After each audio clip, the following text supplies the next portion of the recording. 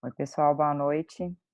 Eu estou fazendo esse vídeo para remontar um pouco aquele mapa mental que a gente fez na aula do dia 8 de março, a partir dos valores da modernidade. Foi uma aula um pouquinho mais densa. Eu estou com o mind map aqui, eu vou abrir. Eu acho que esse vai ser um conteúdo que pode ajudar vocês até para realizar aí A1, né? A gente, naquele dia, conduziu um pensamento um pouco complexo, né, sobre por que pensamos, como pensamos. Falamos um pouco sobre o iluminismo, que valores que foram esses, que forma que o homem, né, o ser humano começou a lidar com os seres viventes e com a terra e mesmo com os processos de organização social, política e econômica da sociedade, de uma forma mais forte a partir do iluminismo, e isso que deu a base para que o capitalismo se estruturasse como um sistema econômico mais hegemônico. Né, a gente teve aí no século XX o socialismo, mas isso está fora da pauta, não vamos entrar nisso. Na nossa sociedade ocidental, a gente de fato vive numa sociedade capitalista, e o capitalismo como sistema, ele é um sistema político, é um sistema econômico, mas ele também ele parte de bases filosóficas, e isso formata e a forma como nós nos relacionamos no mundo. E aí a comunicação, pensar a comunicação no século XX, no século XXI, que é o nosso contexto, né, significa a gente entender um pouco que lugar que é esse que nós estamos falando, o que, que é o capitalismo, que valores que ele coloca para o ser humano, né? E, ao mesmo tempo, como que ele está se apresentando neste contexto atual, tá? Então, é um recapitular, eu vou abrir aqui o mapa mental, para que a gente possa lembrar juntos como é que foi que a gente chegou naquele série de valores, naquela série de setinhas lá dentro do mapa mental, tá bom?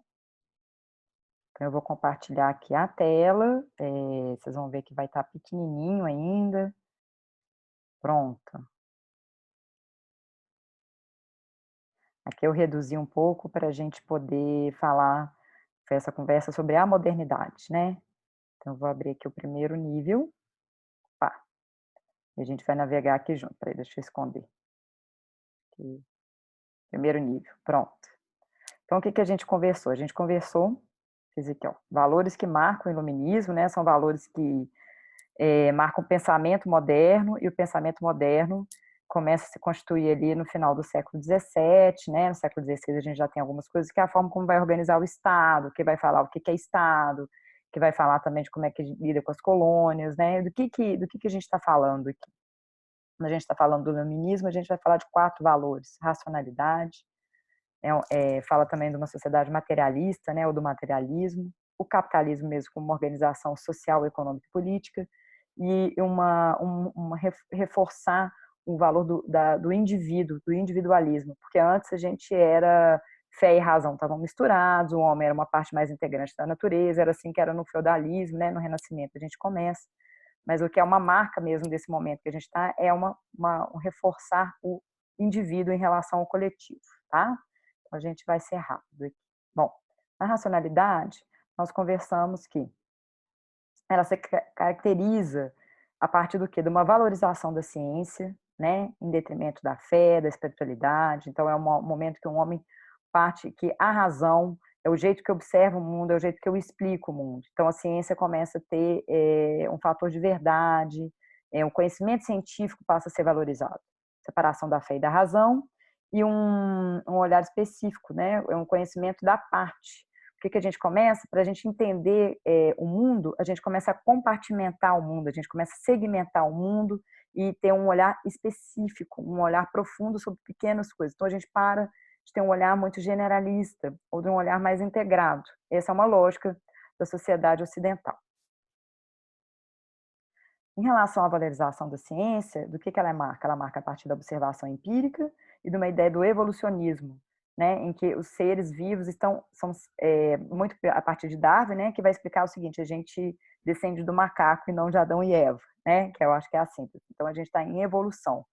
Começa a vir dentro da teoria da biologia, a partir do Darwin, mas a gente vê também que tem uma ideia de evolução para outras áreas de conhecimento científico.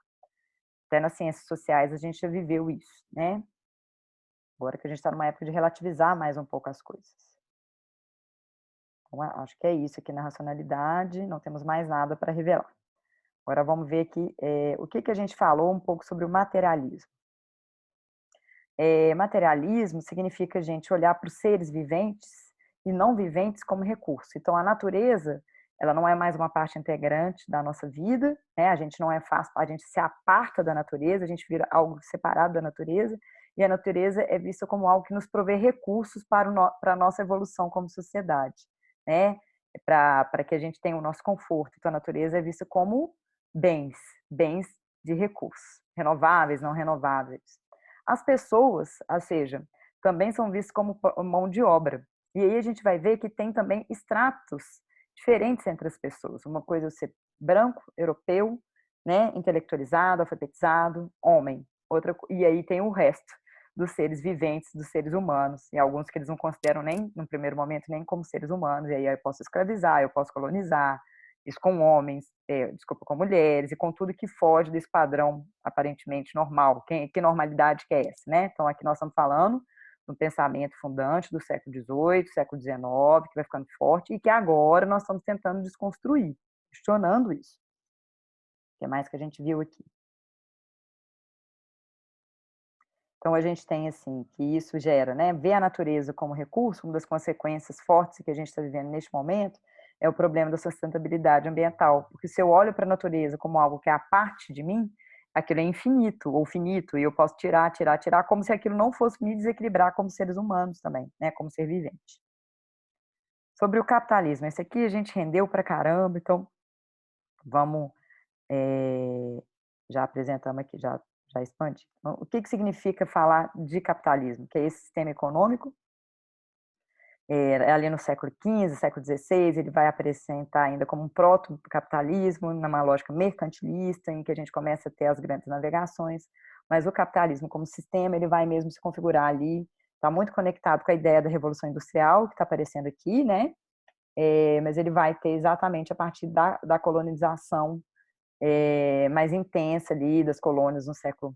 Tem as descobertas, né, gente? Mas você vai começar a usar um pouco disso e falar de independência, de mercado consumidor. Essa ideia vai ficando forte no final do século XVIII, com as revoluções burguesas, com a Revolução Americana, e vai ganhando muita força no século XIX, quando a gente realmente estabelece, é uma época que a gente estabelece o capitalismo, né? Século XVIII, século XIX. Então, do que caracteriza esse sistema? Tem muitas coisas, o capitalismo dá pano para a manga, a gente fez uma síntese aqui, então a gente está falando assim, exploração da mão de obra de nações, que tem muito a ver com essa caixinha aqui de cima, né, que a gente já conversou, expansão territorial, então eu preciso crescer o mercado, se eu preciso crescer o mercado, eu preciso crescer as fontes de produção, ou seja, de recursos, eu preciso ter uma diversidade de recursos, né, ter recursos, então eu preciso expandir meu território, porque só a Europa não dá conta, e eu preciso também expandir os mercados, né, o meu lugar de domínio. Então eu tenho, no primeiro momento, o colonialismo, que é ali bem do século XVI, século XVII, e aí no século XVIII a gente começa a ter as independências das colônias da América, e aí ao mesmo tempo tem um fortalecimento de uma lógica imperialista, em que eu não preciso necessariamente conquistar o território, povoar esse território, mas eu conquisto o sistema político dele, né? Político econômico subjuga aquela nação, eu não preciso ir lá fisicamente colonizar, né, aquela terra, né? O que mais que caracteriza o capitalismo? Uma produção em série, numa lógica industrial, aí nós vamos ver isso aqui maior, acho que essa caixinha podia ir até para cá, da Revolução, né? A transformação do entendimento de que são produtores e consumidores, né? No feudalismo a gente tinha uma lógica que eu produzia aquilo que eu consumia, então não tinha nem a lógica de consumo, eu produzia para a minha sobrevivência, para a sobrevivência do meu senhor feudal, né? E quando a gente vai para uma lógica de mão de obra livre, em que ela também se transforma em recurso para a produção seriada, os produtores, as pessoas que produzem também são consumidores. Então eu preciso ter uma alimentação desse mercado consumidor. Então ele precisa trabalhar para ter dinheiro para consumir também o que ele produz, né? E é muito dentro daquela lógica de cultura de massa, da teoria crítica que a gente conversou, né? Isso aqui vai atingir bem a gente da comunicação. Umas consequências do capitalismo, a gente tem uma concentração de renda, as desigualdades, que é um outro super problema que a gente viu um pouco mais para frente, né? Junto com a questão da sustentabilidade ambiental. E eu tenho relações com um trabalho que ela é diferente. É um trabalho que tem que produzir excedente. E aí eu tenho que gerar lucro, né? Então, assim, a mais-valia. O que é a mais-valia? eu exploro a mão de obra do outro, então o dono dos meios de produção, né, os capitalistas, eles ganham dinheiro a partir do que a gente produz de excedente. Percebam como o capitalismo ele tem uma relação de desenvolvimento sem fim, foi uma coisa que a gente conversou, o que expande os dois problemas principais que a gente está vendo aqui, que a gente conversou depois nas aulas seguintes, que é a sustentabilidade ambiental e desigualdade. Agora, nós vamos aqui para o outro lado, seguindo, né? Então, o capitalismo vai se amadurecer e vai se estabelecer cada vez mais forte como sistema econômico a partir da Revolução Industrial, que é uma coisa que vocês ajudaram bastante a construir aqui esse raciocínio. Então, aqui a gente já está entrando, né? A gente conversou muito sobre as fases da Revolução Industrial, a gente tem uma primeira fase que é muito, muito centralizada ali na Inglaterra, que é a entrada do maquinário, né? Das máquinas de tear, de uma produção de tecido, né? Vamos lembrar um pouquinho das aulas de história, mas depois a gente vai tendo com discrepâncias, né, gente, com uma relação desigual entre as nações, né, a gente vai ter as outras ondas das revoluções industriais atendendo e atingindo todas as outras nações. E elas vão, nesse jogo desse mercado, também cumprindo papéis diferentes, né? Mas vamos lá para a Revolução Industrial. Então, ela começa ali no século XVIII e vai ganhar força, e essa coisa da invenção, da inovação, da tecnologia, dos advances tecnológicos, né, e que agora, no século XXI, a gente está vivendo isso em caráter exponencial, né? Em períodos cada vez mais curtos, a diferença de uma onda para outra, né? Mas o que baseia, o que caracteriza as revoluções industriais? Vamos abrir aqui. Os advances tecnológicos, né? A criação de tecnologia para facilitar a produção e a distribuição e a logística disso e as fontes de energia para isso, sempre explorando a natureza como recurso, né? E é um avanço sem fim. Fontes energéticas, então, é o que caracteriza as fases, né, que a gente já falou. Então, a gente teve no primeiro momento o vapor, o carvão, o petróleo, e agora nós estamos indo para uma quarta fase que está indo para, provavelmente, para as energias, são energias que saem de átomos, assim, né, esse é um caminho para a gente estudar a tendência, né? Energias que saem de átomos, da fissão de elétrons. Tem gente falando muito de energia eólica, mas principalmente de energia solar. Então, são fontes de energias mais sustentáveis, né? A gente está entrando numa quarta fase em que o petróleo está perdendo força e novas fontes estão vindo. O que mais que caracteriza? A substituição da força motriz, né, da humana e animal, pela energia. Né? Então, a energia traz isso. Então, em vez de eu ter seres humanos, escravos, ou boi puxando as coisas, eu começo a ter a própria máquina gerando a força motriz. Então, eu vou para uma força mecânica, elétrica, eletrônica, automotiva e tal, de motores de combustão. E uma lógica de produção em escala e reprodução industrial, que tem muito a ver com isso aqui, ó, com a produção em série. E aí vocês falaram que a forma como organiza o trabalho, as relações de trabalho, eu vou para o Fordismo, para o Taylorismo, tem uma série de coisas. Tem muito a ver com aquele filme antigo lá do Chaplin, mas que todo mundo conhece, que é Tempos Modernos, né? Então, é um homem, na verdade, o trabalhador se encaixando no tempo da máquina. A gente conversou bastante também sobre o que tem sido o tempo, como que o tempo, né, esse tempo marcado pela Revolução Industrial tem interferido nos nossos corpos, nos nossos jeitos de ser, para começar da luz elétrica artificial, que começou a gente colocar para dormir e acordar em horários diferentes do que a gente estava acostumado, né, que era